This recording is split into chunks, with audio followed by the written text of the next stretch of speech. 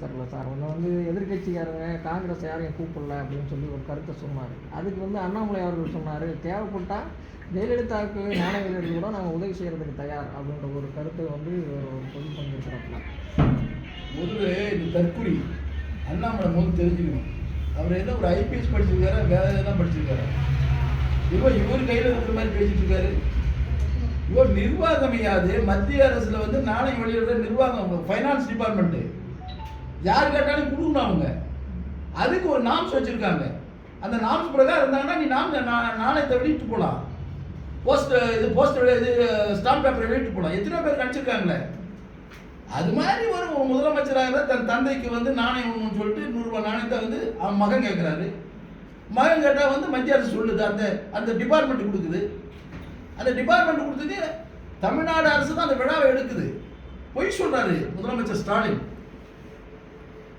கடுமையான ஒரு முதலமைச்சர் தப்பா பேசுறாரு.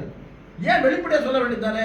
ஆமா, என் தந்தைக்கு நான் விழா எடுத்து மத்திய அரசுல இந்த ஃபைனான்ஸ் டிபார்ட்மெண்ட்டை நான் கேட்டேன், அவங்க கொடுத்தாங்க. நான் கொடுத்த பின்னாடி மத்திய அரசுல இருந்து ஒருத்தர் கூப்பிடணும்னு நினைச்சேன். அப்படி கூப்பிடும்போது அவர் 2வது இடத்துல இருக்கிற ராஜ்நாத் சிங் கூப்பிட்டு அவர் வரேன்னு சொன்னாரு. வரேன்னு சொன்னது நான் விழா எடுத்தேன். தமிழ்நாடு அரசு தான் விழா எடுத்துச்சு. சொல்ல வேண்டியதானே? ஏன் அவர் வெக்கப்படுற? ஏன் கௌரவத்து குறையுது அவனுக்கு? ஒப்பனுக்கு மத்திய அரசு விழா எடுக்கின்ற அளவுக்கு உங்க அப்பா ஒன்றும் பெரிய ஆள் இல்லை. நீ தான் விழா எடுத்துட்டு இருக்கிற. அப்பனுக்கு புள்ள விழா எடுத்துட்டு இருக்கிற, வேற யாரும் எடுக்க கிடையாது. ஆனா புரட்சி தலைவர் எம்ஜிஆருக்கு அவன் தொண்டை எடுத்திருக்கான்.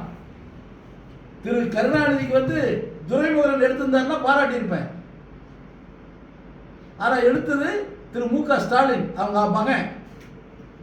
அதுக்கு வழிமொழிஞ்சது உதயநிதி ஸ்டாலின் பேரன்.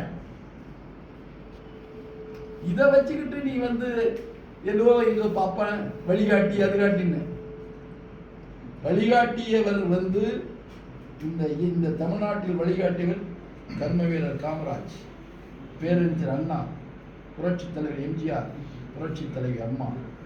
இந்த 4 ஆண்டுகளில் திறம்பட ஆட்சி நடத்தி பல்வேறு திட்டங்களை கொடுத்தவர் எடப்பாடி பழனிசாமி. நடிகர் விஜய்